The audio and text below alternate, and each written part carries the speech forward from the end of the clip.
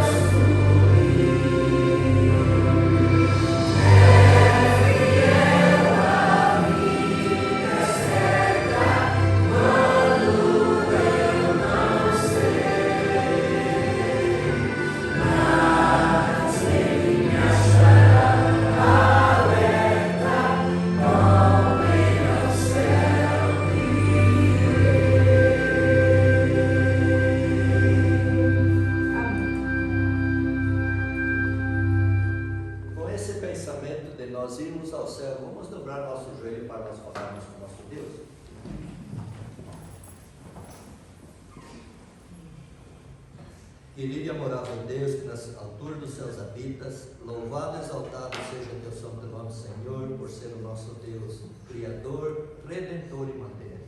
Amém. Querido Pai, aqui está uma parte do teu povo reunido para te adorar, Espírito e verdade. Pedimos que teu santo e bom Espírito, Senhor, se faça presente em nossos corações, abrindo a nossa mente e nosso entendimento para recebermos a palavra que tu tens para nós nessa noite. Amém. Abençoe o teu servo, pastor Gilson.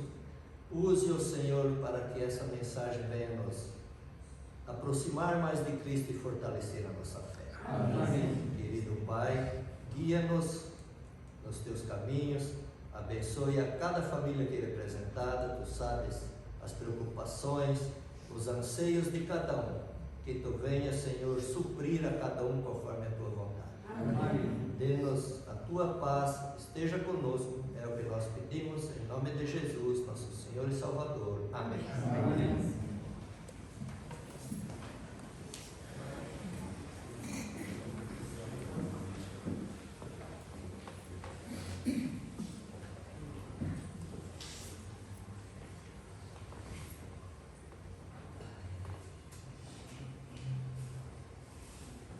Colocar Deus em primeiro lugar pode ser difícil. O que podemos aprender com o jovem rico que se recusou a colocar Deus em primeiro lugar? Disse-lhe Jesus: se queres ser perfeito, vai, vende os teus bens, dá aos pobres e terás um tesouro no céu. Depois, vem e segue-me. As palavras de Jesus para o jovem podem ter frustrado as expectativas de alguns de seus discípulos, porque Jesus não tirou vantagem da riqueza e poder do jovem rico para promover sua causa. Por que ele arriscou perder essa oportunidade? O resultado foi exatamente o que temiam. Ao ouvir as palavras de Jesus, o jovem rico retirou-se triste por ser dono de muitas propriedades. Mas Jesus, o Criador e proprietário de todas as riquezas, estava mais preocupado com a vida eterna do jovem rico do que com sua riqueza transitória. Com tristeza na voz, Jesus explicou aos seus discípulos que seria mais fácil passar um camelo pelo fundo de uma agulha do que entrar um rico no reino de Deus. Os discípulos ficaram chocados ao ouvir o quão difícil seria para os que confiam nas riquezas entrar no reino de Deus. Então, quem pode ser salvo? Eles perguntaram. A resposta de Jesus esclareceu a questão. Assim como todos nós, as pessoas ricas também precisam de um milagre para serem salvas. Jesus disse: isto é impossível aos homens, mas para Deus tudo é possível. A riqueza em si não é ruim. O desejo de acumular riquezas é uma afeição original de nossa natureza, implantada ali por nosso Pai Celestial para fins nobres. Mas quando passamos a acreditar que a riqueza é resultado do nosso trabalho e que ela nos protegerá, nos dará poder ou um bom futuro, então se torna uma maldição. O jovem rico não percebeu algo simples. A experiência da salvação e a conexão plena com Deus e com a humanidade requerem a disposição de doar todas as nossas riquezas, por menores que sejam. E às vezes, quando Jesus percebe que as riquezas podem nos prejudicar, deteriorar nossa saúde, relações familiares e até a nossa vida eterna, Ele gentilmente nos convida a abrirmos mão delas. Mas Ele nunca nos obriga. Jesus não nos exige nenhum sacrifício real. Somos convidados a renunciar apenas àquilo que não nos acrescenta. Estamos apenas substituindo o menor, o mais inútil, por algo maior e mais valioso. Todas as considerações terrenas e temporais devem ser subordinadas ao superior. A Bíblia se refere a esta experiência como Shalom, que significa total harmonia e paz com Deus, com a humanidade, consigo mesmo e com a natureza. Colocar Deus em primeiro lugar significa colocar nossa riqueza em segundo lugar. A generosidade é uma característica não negociável no reino de Deus, com consequências eternas. O jovem rico se recusou a colocar Deus em primeiro lugar. As consequências foram terríveis para ele e para os demais ao seu redor. O amor a Deus nos inspira a colocar seu reino em primeiro lugar, enquanto o exemplo do jovem rico serve de aviso para nós. Enquanto devolvemos nossos dízimos e pacto, que sejamos desafiados a colocar Deus em primeiro lugar.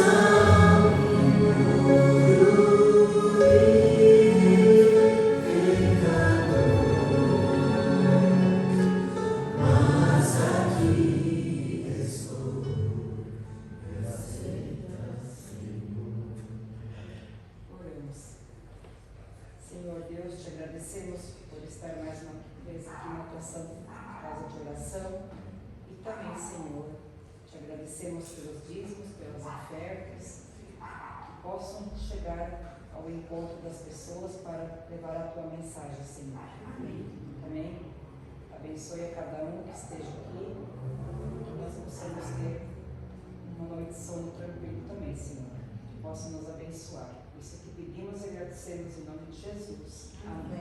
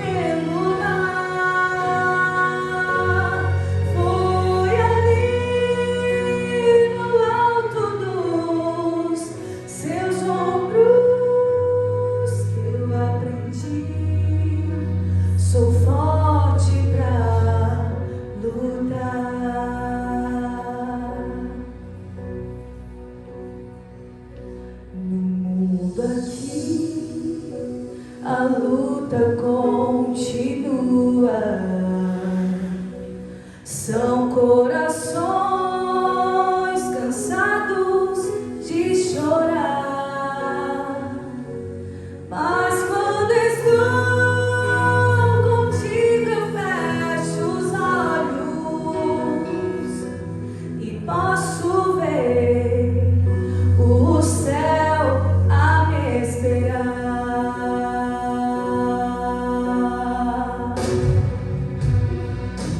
O seu amor levou-me até as montanhas, me fez voar plantando pelo mar, e foi ali, no alto dos seus ombros, que eu aprendi. Sou forte pra lutar, lutar.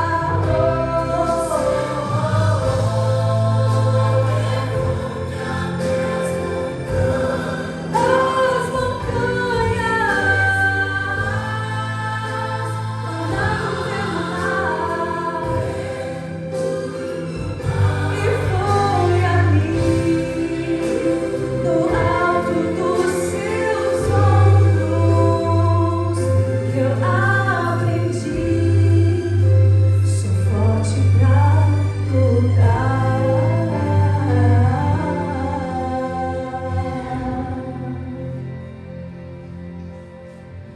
Que eu aprendi. Sou forte pra lutar.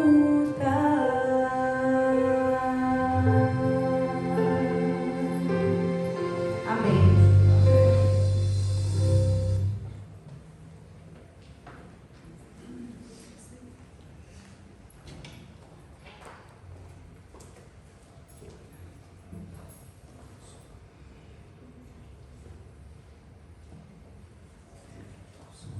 Boa noite a todos. Boa noite. Uma alegria poder voltar à igreja depois de quanto tempo já?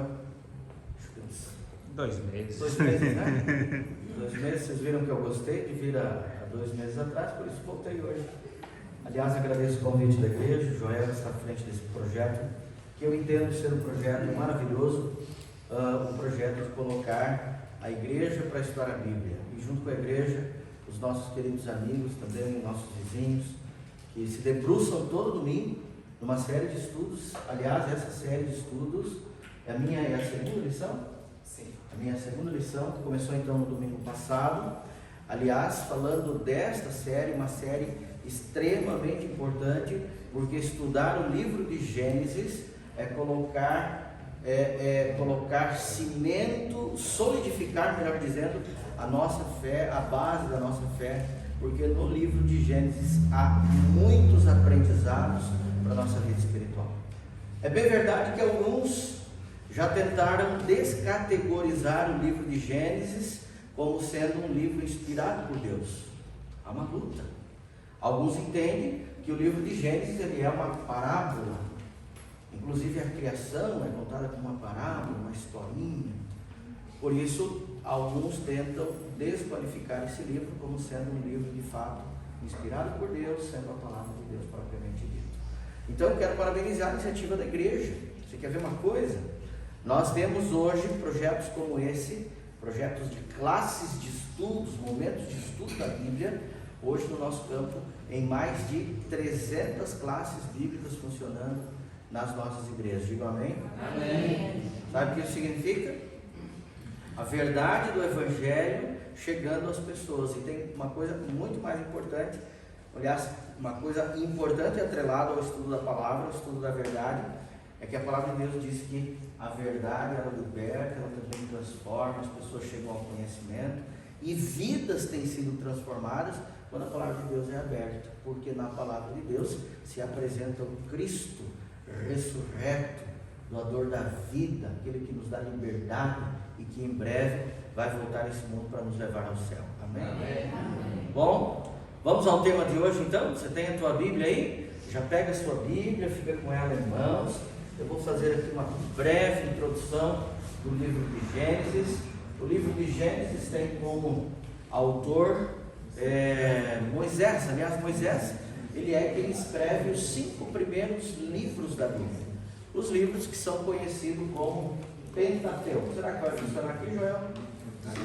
Se ligar funciona, né? Se ligar funciona. Aí está. O livro de Gênesis, ele pode ser dividido em 2 grandes porções. Do capítulo 1 ao capítulo 11. Então tu pega os 11 primeiros capítulos do livro de Gênesis, cujo coautor é Moisés, o autor principal é Deus. Você vai ver ali a criação, as coisas criadas por Deus, coisas animadas como coisas inanimadas. Do capítulo 1 ao capítulo 11, a gente vai ver a Torre de Babel, o primeiro homicídio, a entrada do pecado no mundo, a confusão das línguas, o povo tentando construir uma torre enorme para não ser mais destruído por água. Você vai ver o dilúvio. Do capítulo 1 ao capítulo 11, todas essas histórias que eu citei, não necessariamente numa ordem cronológica eu citei, mas ali até o capítulo 11 você vai encontrar isso. E do capítulo 12 até o capítulo 50, no livro de Gênesis, você vai ver as histórias dos patriarcas. A partir do capítulo 11, finalzinho do capítulo 11, capítulo 12, você vai ter ali já a história de Abraão, na sequência Isaac, Jacó e tantas outras histórias apresentadas no livro de Gênesis. Eu faço um desafio aqui para vocês: estudem este livro.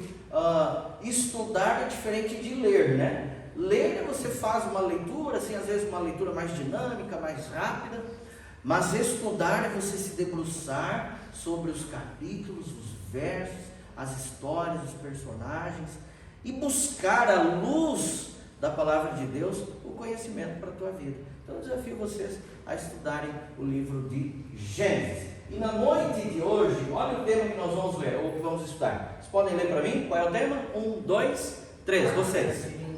Opa! Ficou meio um atropelando o outro, né? Agora eu, agora ele, quem é que vai? Então vamos fazer assim, ó. No 3 você lê. 1, 2, 3. A divindade em Gênesis. Você sabe que nos nossos dias, aliás, em toda a história, a divindade de Deus, Deus como um ser divino, sempre foi questionada. As pessoas questionam. Uma das razões de questionar a divindade de Deus, e aí ao questionar, nós vamos aprender hoje, que ao questionar a divindade de Deus, nós também estamos questionando Cristo e o Espírito Santo. Ao questionar a divindade de Deus, a grande razão por que as pessoas questionam a divindade de Deus é porque não podem tocá-lo.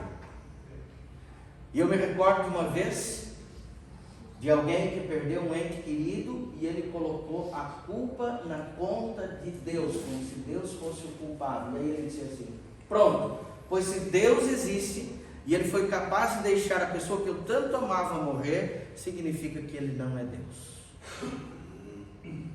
Como é que Moisés, que vai apresentar a divindade no livro de Gênesis, sobretudo no capítulo 1, capítulo 2 e 3, como é que ele vai discorrer isso? Quem é a divindade? Quem faz parte da divindade? Ao perceber quem é a divindade, será que por ser divino eu preciso adorar ou não? Veja então que entender a divindade de Deus requer de mim também a adoração. E aí eu traria o segundo problema. Muitas vezes as pessoas não querem aceitar um ser divino porque não querem prestar culto, adoração. E aí acabam colocando no lugar de Deus outras coisas. Mas na noite de hoje, a gente então vai tentar, à luz da Bíblia, estudar um pouquinho esse tema importante para a nossa vida. A grande verdade é que muitos pensam que o Antigo Testamento fala apenas de um Deus e que o Novo Testamento ele vai falar então de 3 deuses. Será que é isso mesmo? Será que o Antigo Testamento fala apenas de um único Deus? Será que no Antigo Testamento não aparece a pessoa divina de Jesus Cristo? Será que no Antigo Testamento não aparece a pessoa divina do Espírito Santo? Será que não? Você quer ver uma coisa? Pega a tua Bíblia aí, abra no livro no Evangelho de Mateus, capítulo 28, verso 19. Vamos ver juntos. Capítulo 28, versos 19. Então, o último capítulo do livro de Mateus é o primeiro livro do Novo Testamento, e nós vamos ver aqui uma passagem muito importante que fala sobre a divindade. Você encontrou? Quem encontrou, diga amém. Amém. Pronto, 28, posso ajudar aqui, irmã? Mateus, Novo Testamento, está bem aqui, quer ver? Mateus, capítulo 28, nós vamos ler o verso 18. Seus problemas acabaram, acabamos de achar o verso. Quem é que pode ler para a gente? Quem é que pode ler aí o texto bíblico? O verso 18, diz assim, se você tem a tua Bíblia, então você me ajuda. Verso 19, melhor. Ide, portanto, e façam o quê? Quem é que nós devemos fazer? Discípulos. E de que maneira devemos fazer esses discípulos? Indo às nações e batizando-os eles, de que maneira? Parece que a igreja está um pouquinho cansada hoje, Eu já vi velório mais animado. Vamos ler de novo então, a última parte. Ide, portanto, façam discípulos de todas as nações, batizando-os, vocês agora. Em nome do Pai, do Filho e do Espírito Santo. Quantos personagens aparecem aqui? Há dúvida de que no Novo Testamento nós temos o Deus o Pai, Deus o Filho e Deus o Espírito Santo? Há dúvida nisso? Como é que eu descubro isso no Antigo Testamento? Porque no Novo Testamento está fácil. Como é que eu descubro isso no Antigo Testamento? Sobretudo no livro de Gênesis. É isso que a gente quer estudar juntos. Deus, de forma gradual, Ele se revelou ao povo ao longo do tempo. Só para você ter uma ideia, o Novo Testamento há mais de 30 passagens bíblicas que falam das 3 pessoas divinas, chamando-as de Pai, Filho e Espírito Santo. Há vários textos onde as pessoas divinas se interagem entre si. Tudo isso deixa claro que essas 3 pessoas, agora vocês, como elas são? São distintas. O que mais? Intimamente relacionadas. Distintas significa que elas têm funções diferentes umas das outras. Mas o que as liga? Ou como é que elas estão? Intimamente relacionadas. Elas estão intimamente relacionadas. Deus Pai, Filho e Espírito Santo. Bom, agora, elas então não são 3 o quê? Deuses, porque se nós crêssemos que são 3 deuses, então nós seríamos triteístas. Agora complicou, né? O senhor acabou de falar que são 3, mas agora o senhor diz que não são 3, como assim? Eu gosto de um exemplo bem claro. Os mais velhos aqui vão entender, talvez os jovenzinhos não. Quando eu era garoto, meu pai comprou um som que era muito caro, um aparelho de som. Poucos podiam ter. Meu pai fez lá o acerto da firma lá onde ele trabalhava, sobrou um dinheirinho e ele comprou esse aparelho. A verdade é que esse aparelho, vocês entre os mais antigos vão conhecer como sendo chamado de 3 em 1. Como é que era esse 3 em 1? Quem lembra? Ela toca fita, toca disco E rádio. O senhor passou dos 40 também.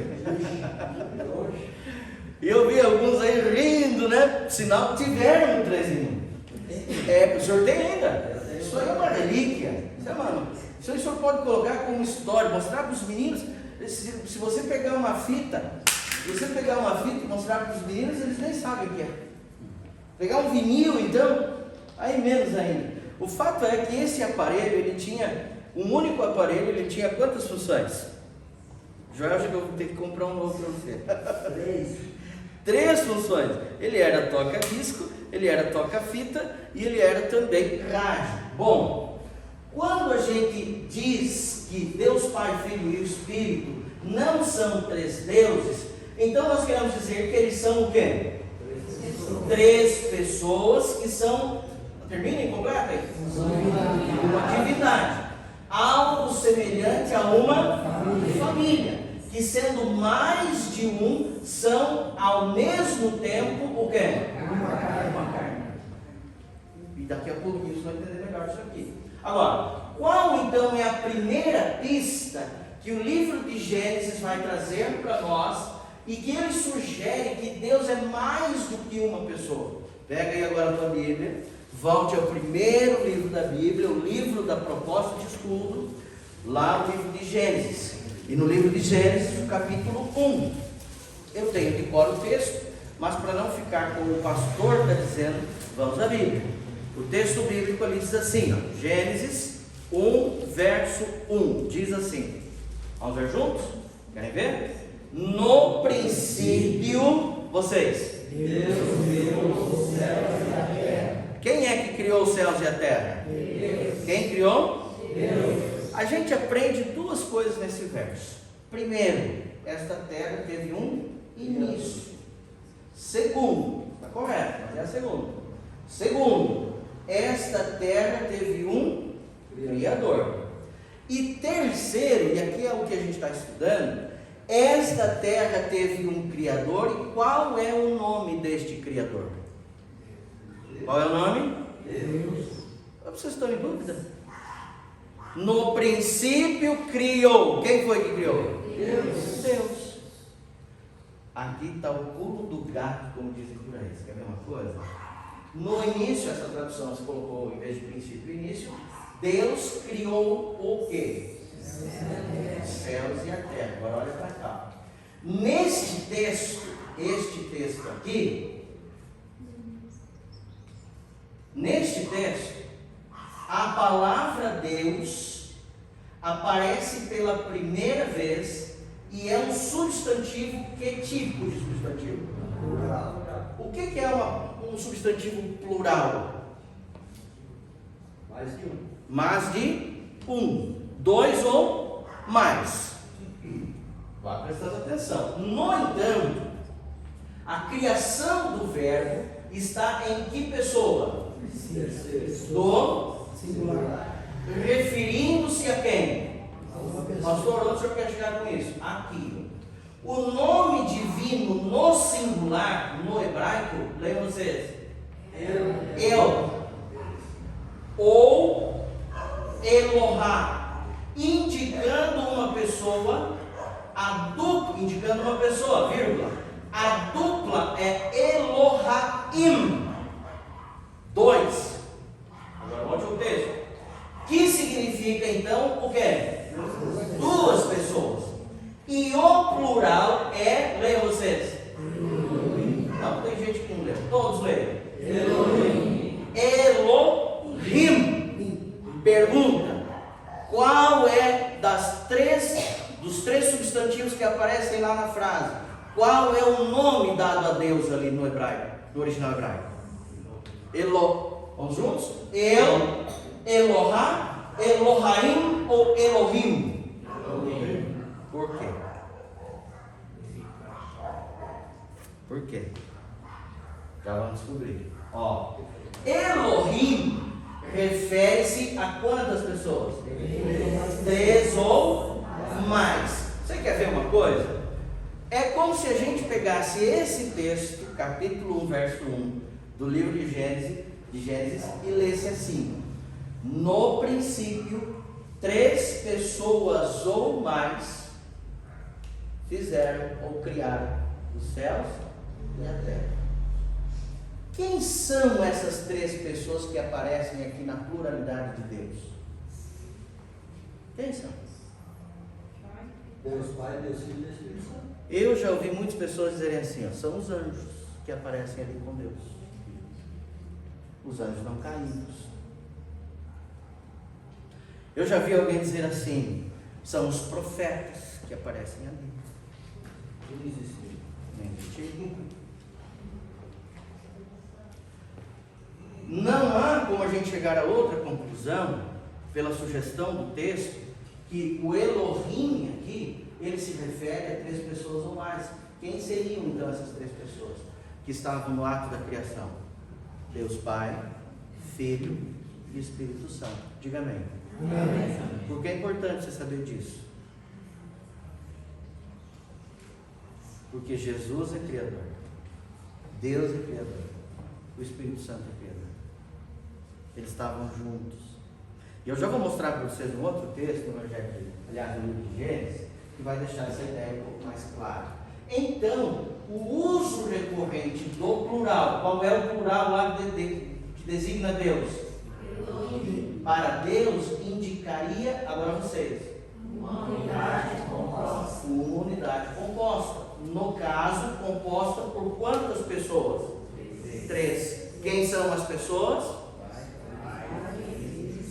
Espírito Santo. Muito bem. Agora, há uma outra pista mais clara neste texto aqui. Ó. Ande um pouquinho. Gênesis ainda no capítulo 1, porém agora o verso 26 e também até o verso 28. Vou esperar vocês encontrarem. Gênesis capítulo 21, o verso 26, e a gente vai ler até o verso 28. Olha o que diz ali o texto.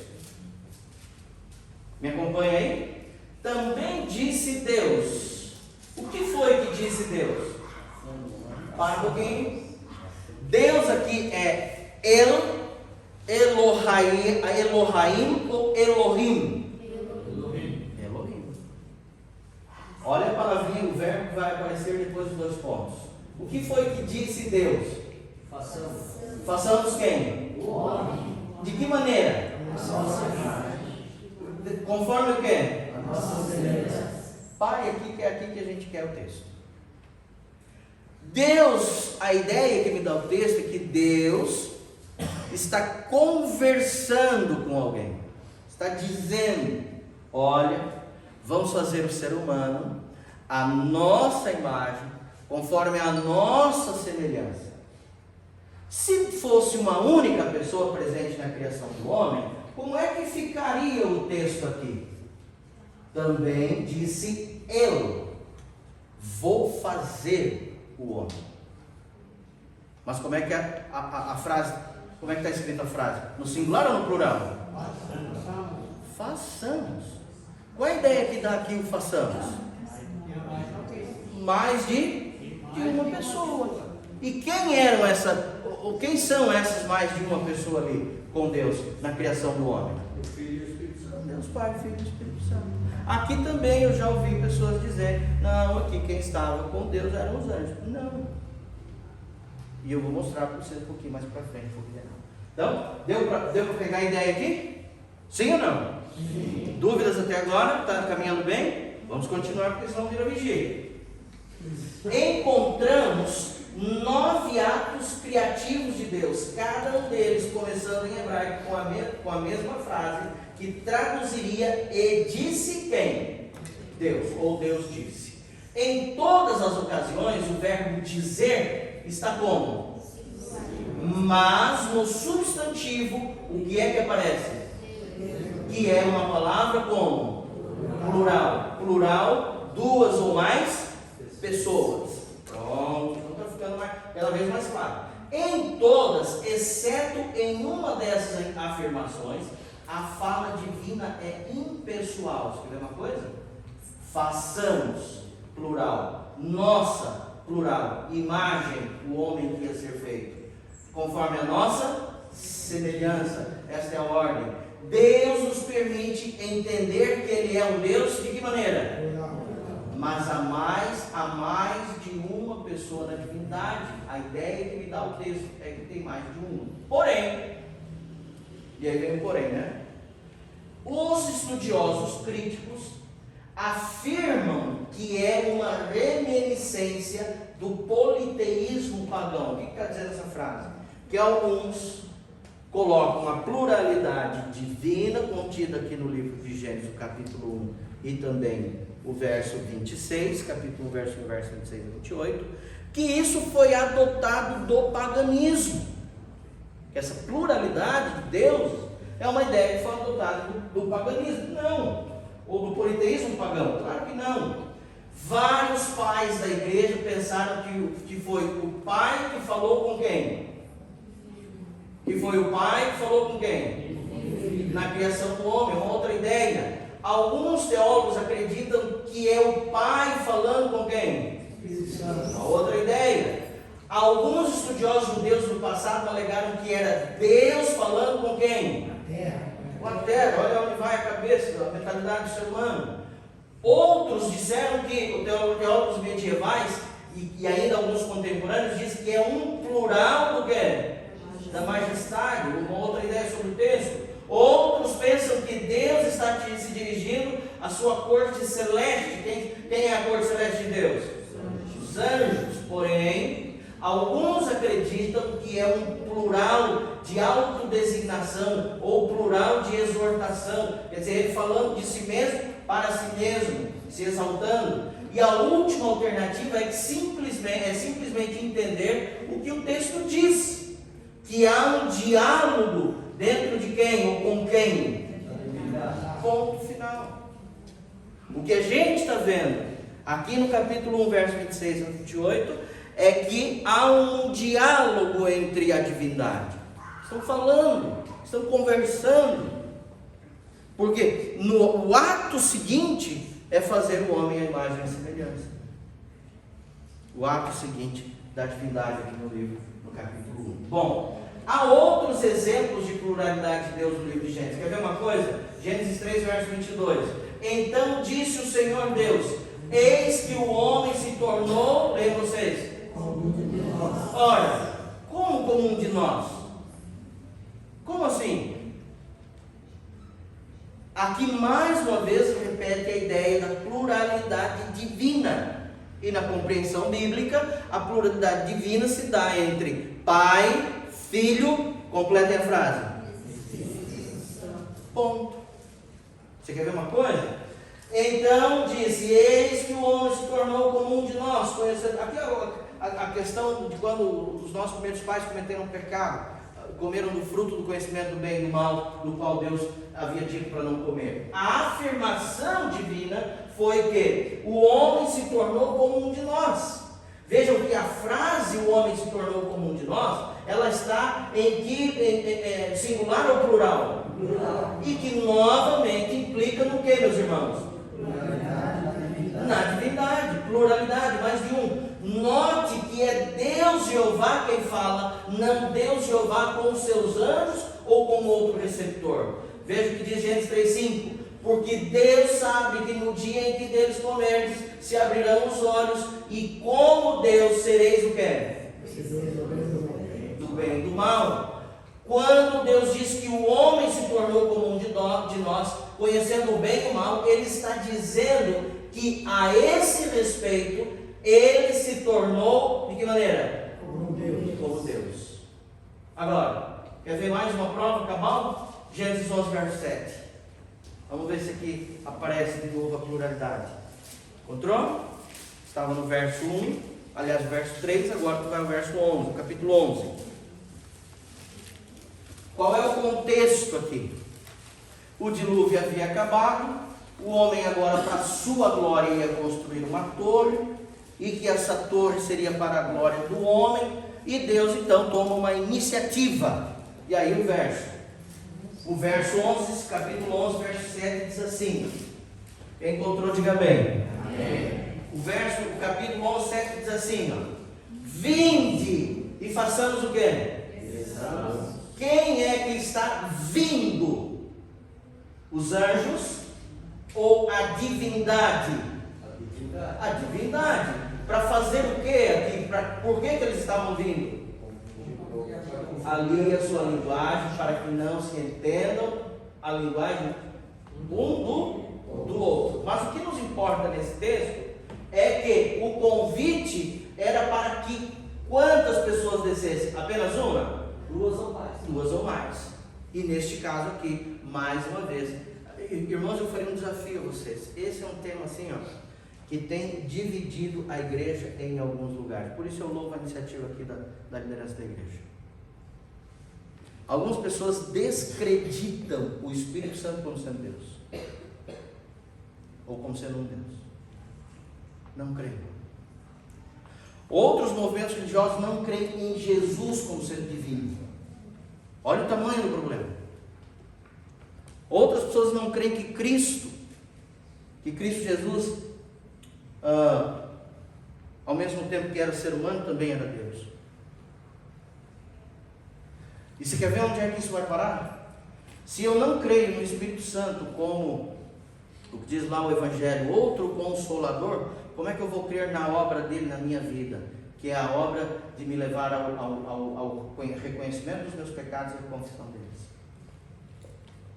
E se eu não reconheço que sou um pecador, como é que eu vou aceitar o sacrifício expiatório de Cristo Jesus na cruz do Calvário? Percebe? Por que esse tema é extremamente delicado e importante nós entendermos? Você quer ver uma coisa? Alguns movimentos religiosos creem em Jesus, mas não o creem como divino, o creem como, ou veem como profeta, um líder que esteve aqui nessa terra, cumpriu o seu papel, morreu e acabou. Você quer ver onde isso vai parar? Se Jesus não era divino, ele não ressuscitou. Se Jesus não ressuscitou, ele hoje não intercede por mim no santuário celestial, intercedendo e dando a nós o direito de perdão dos nossos pecados. Se Cristo não ressuscitou, por que vamos crer nele? Percebe que é importante você entender bem esse tema? Podemos seguir? Vocês fizeram carinha agora de susto. Sim. Podemos seguir? Sim. Então vamos lá, estamos indo para o final. Você quer ver uma coisa? Deus também não está falando ali no caso da Torre de Babel com seus anjos, pois o mesmo texto esclarece, lá o Senhor confundiu a linguagem de toda a terra. Então, o que significa o que significa o Antigo Testamento quando fala o Espírito de Deus? Já ouviu essa expressão? Você quer ver uma coisa? Volte aí para o capítulo 1, verso 2. E aí a gente vai ver uma coisa algo que está acontecendo aqui na terra antes da atividade criadora de Deus. Quem é? Capítulo 1, verso 2. Agora sim eu vou pedir para alguém que leia para mim. Pode ler o primeiro que encontrou? Capítulo 1, verso 2. Eu sei o que quer dizer no texto, eu tenho aqui, mas queria que você lesse na Bíblia. Era a terra sem forma e vazia.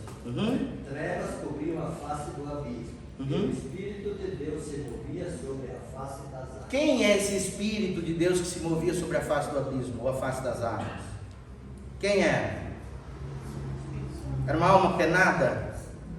É um vento? Um vento que estava por ali? Quem era esse Espírito, ou Espírito de Deus que pairava sobre a face do abismo, ou em alguma, a tradução do irmão lá diz sobre a face das águas? Quem é? Vamos ver, vamos estudar. Olha só, não é importante se o Espírito, não é importante se o Espírito está em nossas Bíblias como maiúsculo ou minúsculo. Algumas Bíblias trazem isso. Isso não é importante, já que o hebraico original não há letras maiúsculas ou minúsculas. Por que o tema trouxe isso? Porque às vezes em algumas Bíblias vão aparecer em maiúsculo, denotando ser, agora estão falando de Deus. Eu não sei como é que está aí na tua Bíblia. Maiúsculo. Mas no original não importa. Porque no original hebraico não existia letra maior, caixa alta ou caixa baixa. Uma coisa só. O que importa saber é que o Espírito ali era da parte de Deus, portanto se tratava de um Espírito Santo. Você quer ver uma coisa? A palavra Espírito no hebraico é uma palavra homônica. O que é isso, pastor? Ela pode significar o quê? Várias coisas diferentes. Aqui o Espírito de Deus poderia ser um divino ou simplesmente um vento divino. Pode ser isso. Agora, quanto à frase o Espírito de Deus em hebraico, Ruach Elohim, é usado centenas de vezes no Antigo Testamento, Antigo Hebraico, Testamento Hebraico, e nunca se refere a alguém. A um vento poderoso, mas sempre ele descreve quem? O ser divino. Então, agora voltamos ao texto. E o Espírito é um vento, que é esse Espírito lá? Não. É uma alma? Também não. Quem é? O Espírito Santo. Deus. Diga amém. Amém. Vocês não falam amém? Tem que falar amém. Diga amém de novo. Amém. Vou ter que vir mais vezes aqui, João. Aprender amém. O verbo, então, traduzido como movido, é o verbo hebraico rajaf, que significa vibrar. É outra coisa. É usado, então, para se referir ao próprio Deus, o Criador do povo escolhido, como uma águia. Tudo isso exige traduzir o Espírito de Deus e não um vento poderoso ou um vento divino. Não tem como ser outra coisa a não ser o Espírito de Deus, a tradução literal lá. O Espírito de Deus no Antigo Testamento é sinônimo da frase Espírito de quem? Denominando quem? Vocês agora? Espírito Santo. Diga amém. Amém. O Espírito de Deus, ou Jeová, é um agente divino e não uma força impessoal. Este agente também não é um anjo ou um grupo deles. Por que não é? Porque deve-se reconhecer que no Antigo Testamento nós temos textos que claramente dizem o Espírito de Deus se referindo a quem, amados? Ao próprio Deus. E não a outro ser. Eu já vou mostrar isso para vocês. Vamos para frente. Jesus, que também é chamado de Deus, então eu posso concluir a partir dos textos que li. Agora vocês. Sim ou não? Sim. Se alguém te perguntasse assim, ó, Jesus estava no ato da criação do ser humano e das coisas que foram feitas aqui antes do nada? Jesus estava ou não? Sim. Claro que estava. Segunda pergunta: o Espírito Santo estava ali no ato da criação? Sim. Deus estava no ato da criação? Sim. Claro que sim. Você tem como provar isso na Bíblia? Mostrei aqui para vocês até agora 4 textos que vão chegarmos à conclusão de que não eram anjos nem outros seres sobrenaturais ali, a não ser Deus Pai, Filho e o Espírito Santo. Amém? Amém. Estou gostando, tá ficando bom. Vamos seguir? Então, você quer ver uma coisa? Ó? Não tem um episódio em que vai ser anunciado para Abraão que ele ia ser pai, depois de ter filho lá, de já ter tido, como era mesmo o nome do primeiro filho de Abraão? Quem me ajuda? Ismael. Lembram desse episódio? Vamos ver o texto. Vamos lá para o texto que fica mais fácil. Apareceu, quem apareceu? Para quem ele apareceu? Quando ele estava sentado à entrada da tenda, talvez meio-dia, né? Levantou ele os olhos, olhou. Quem é que está vindo? Quem é que está vindo? Só um pouquinho. Esse texto aqui, Joel, vai criar um bug na cabeça do irmão, mas depois a gente conserta. Para frente a gente conserta. Já. Está prestando atenção? Agora a coisa vai pegar. Ó. Então, quem é que apareceu? Para quem ele apareceu? Abraão olhou, quantos estavam vindo? 3. Esses homens estão aonde? Vendo-os, correu à porta da tenda ao seu encontro. Quem é que viu? Você tem que me acompanhar. Quem é que viu? E o que ele fez então quando ele viu? Não. Primeira parte. O que ele fez? Mais ou menos assim. Quem aqui já recebeu um parente que fazia tempo que não vinha na casa, está morrendo de saudade, você olha e está vindo lá? Quem já aconteceu isso? Pronto. Alguns a gente não quer que venha, né? Tem outros que a gente quer que venha. É mais ou menos como se você saísse para a porta, olhasse lá na frente, não acredito que é ela, vou correr ao encontro. Mais ou menos isso. Agora, para aí, olha para o texto que agora é que a coisa fica interessante. Olha aqui, ó. Ele levantou os olhos, 3 homens em pé diante dele, vendo-os correndo da porta da tenda ao seu encontro. E o que Abraão fez? E então, o que Abraão disse? Senhor Deus, se acha mercê em sua presença, rogo que não passe pelo meu servo. Traga-se um pouco de água, lavai os pés, depois debaixo desta árvore, farei um bocado de pão, refazei as vossas forças, visto que chegaste até o vosso servo. Depois, o que vocês fazem? E eles responderam, então significa que os 3 responderam. O que eles responderam? Faça como você está dizendo. Quem é que visita Abraão? Jeová. Quem é que visita? Jeová. Visitam quem? Abraão. Eles são capazes de fazer o quê? Perdão, não, parei. Continua no raciocínio. Quem é que visita Abraão? Abraão e quem? Este que visita Abraão, ele é capaz de conhecer os pensamentos de Sara. Por que ele é capaz de conhecer os pensamentos de Sara? Porque ela viu e ele falou. O que estava visitando, eu não quero dar o nome ainda, mas quem estava visitando Abraão disse assim, ó, tua esposa vai ficar grávida. Sara fez o quê? Escutando. Ouviu de longe, aquele velho acabado, meu filho tá maluco. Só que Sara estava junto na conversa? Não. E como é que o que estava dizendo lá soube? Como é que ele soube? Porque era Deus. Olha uma coisa que interessante, talvez você não saiba. Deus consegue ler os seus pensamentos. O diabo não.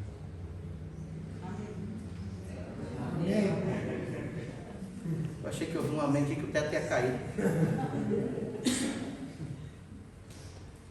Salvo engano, Salomão diz assim: eu esquadrinho o seu coração e o seu pensamento. Amém. Há um outro texto que vai dizer, acho que é no Salmos: se você descer nas profundezas do abismo, lá eu vou estar. Se você subir no mais alto monte, lá eu vou estar. Só Deus pode estar em todos os lugares, como todos, inclusive conhecer o que está dentro da nossa cabeça. Aqui está o problema. Quem visitou Abraão? Jeová. Pastor, onde é que está o problema? Até agora eu só estou vendo bênção. Vamos seguir. Quer uma coisa? Deixa eu correr para frente. João 1, verso 18. Voltemos para trás. Quem visitou Abraão? Jeová. Como é que eu sei que era Jeová? Era para conhecer os pensamentos. Anjo pode decifrar o que você tem na sua cabeça? Não. Lúcifer pode? Satanás pode? Não. Quem é que pode? Deus. Só que tem um probleminha aqui, João. Olha o que diz. João, verso 18. Vamos ler juntos? Ninguém jamais viu a Deus, o Deus unigênito, está no seio do Pai, é quem o revelou. Minha pergunta para os amados irmãos: quem é que foi até Abraão? Por que eu sei que não somos anjos?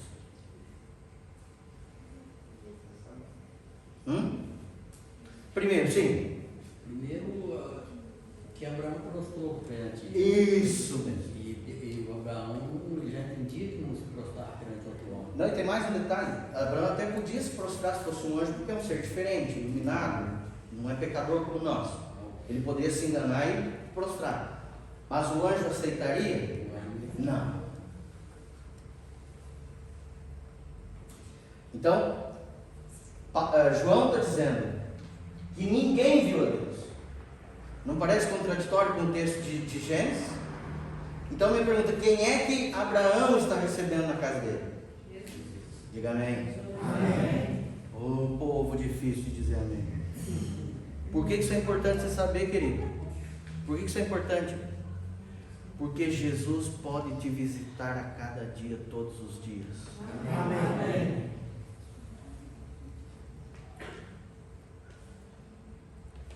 Que cena é essa? Imagine. O primeiro texto que nós lemos de Mateus 28 diz que à medida que você está fazendo discípulo, eu gosto muito desse texto, à medida que você está ensinando alguém a ser um discípulo de Jesus Cristo, o próprio Jesus vai com você, porque ele diz assim, ó: e eis que eu estou convosco todos os dias até a consumação do século. Amém. Quem é que está com a gente?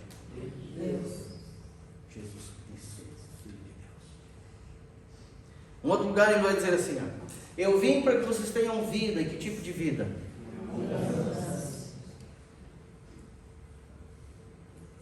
Tá certo? Coloca bem aqui que é para o pregador ficar sabendo que tem que terminar, né? Verdadeiro pregador é chegou no chão. É? Então vou pisar em cima. Vamos caminhar para o final, tá bom? Me dá mais 5 minutos, ó. Mais 5 minutinhos, que amanhã é dia de São Pedro, né? Pronto. Então, o que significa isso? Aquele que foi visto por todos os patriarcas e profetas, desde Gênesis, quem era? Jesus. Bem forte, quem era? Jesus. Diga amém agora. Amém. Amém. Deus seja louvado. Eu testifico de mim mesmo, e o Pai que me enviou também testificou de quem? Disse Jesus, João 8,18. Jesus então deixa claro que ele e o Pai são o que, amados? Embora sejam o que? Seres ou pessoas. Os 15:26 de João. Quando, porém, vier, quem é que vai vir? Que eu vos enviarei da parte do meu Pai.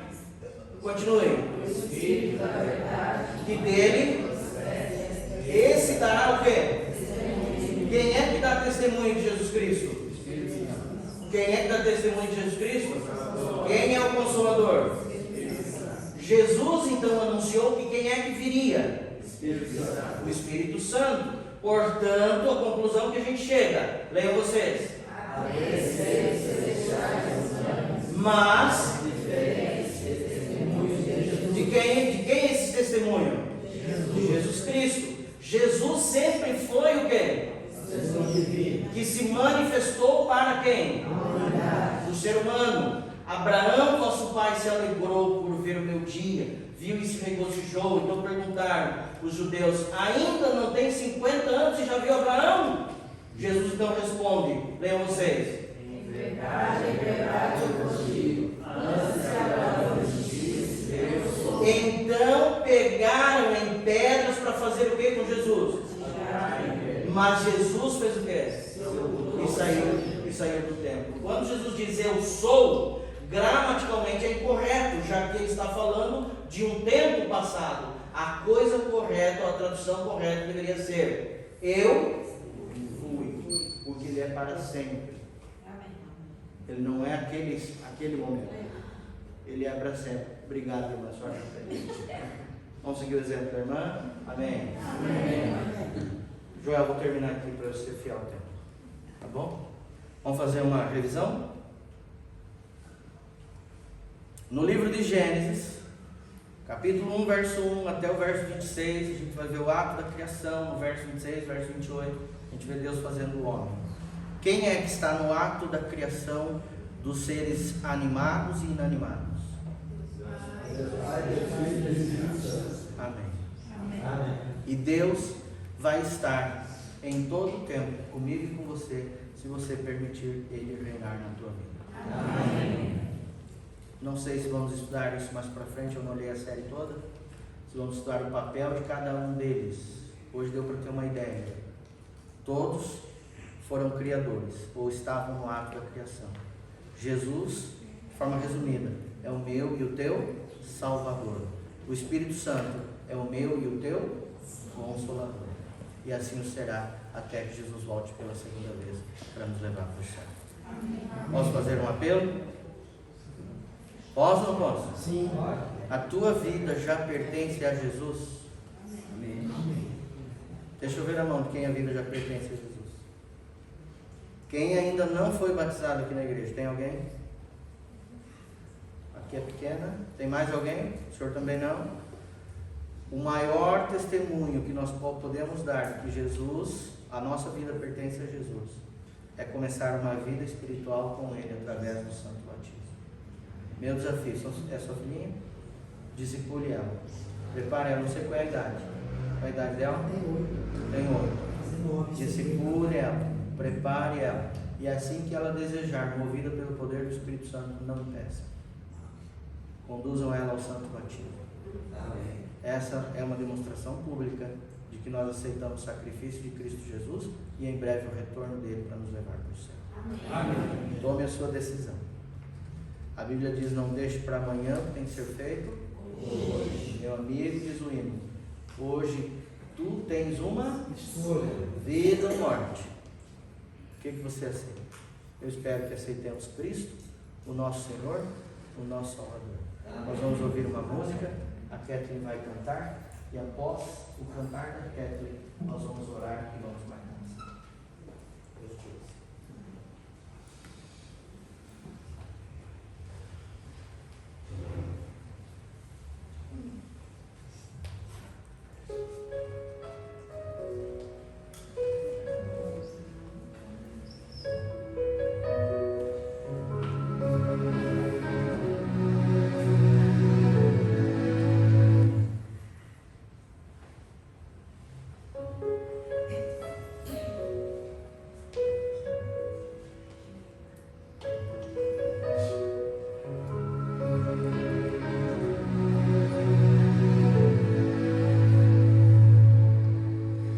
Imagine quanta dor Jesus passou. Imagine o seu rosto e seu olhar. Veja os cravos em suas mãos e em seus pés. Açoitado ele foi, rejeitado ele foi. Ele era o rei, coroado foi, mas a coroa era de espinhos. Foi por amor, foi por amor que Jesus se entregou, que seu sangue jorrou. Foi por você, foi por você que ele o preço pagou.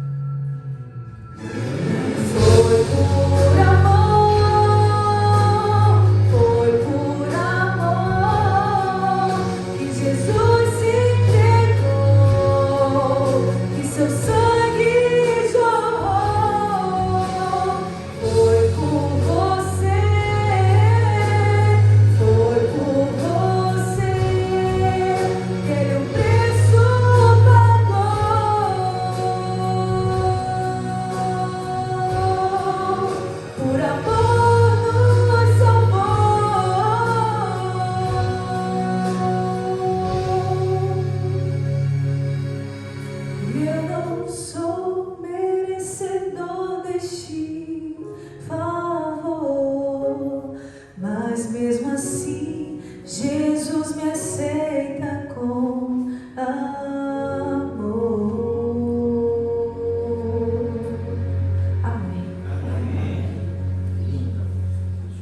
Vamos orar. Fiquem em pé. Não é maravilhoso saber que a gente tem um Deus que ama, que está com a gente, que anda com a gente, que deu o único filho dele para morrer pelos nossos pecados, que em breve vai voltar para levar a gente para o céu? Amém. Volte para casa, hospede Jesus no teu coração, na tua vida. Você que também está acompanhando a gente pela internet, ou que irá acompanhar a gente pela internet, coloque a tua vida completamente nas mãos de Jesus, antes que seja tarde demais, se você ainda não fez. Nós vamos orar e eu convido os que estão aqui na igreja, também aqueles que virtualmente irão nos acompanhar a orar. Pai querido, muito obrigado, porque o Senhor é um Deus de amor, o seu caráter é amor, cuidado. O Senhor também é verdade, é justiça, é juízo. O Senhor também é misericórdia, é compaixão, é perdão. Obrigado porque essas características fazem parte de um ser divino, que nos ama e que muito em breve vai voltar para nos levar às mansões celestiais. Amém. Que hoje, ao voltarmos para casa, Cristo Jesus possa reinar na nossa vida, no nosso coração, que as atitudes, os pensamentos, aquilo que faremos, possa representar um Jesus que nos ama, que nos perdoa e que em breve volta para nos salvar. Amém. Abençoe a igreja aqui estabelecida nesse bairro, seus líderes, os membros dela. Abençoe todas as pessoas dessa região. Por favor, Pai. Em nome de Jesus Cristo, nós oramos, hoje e sempre. Amém. Amém. Deus abençoe todos vocês. Amém.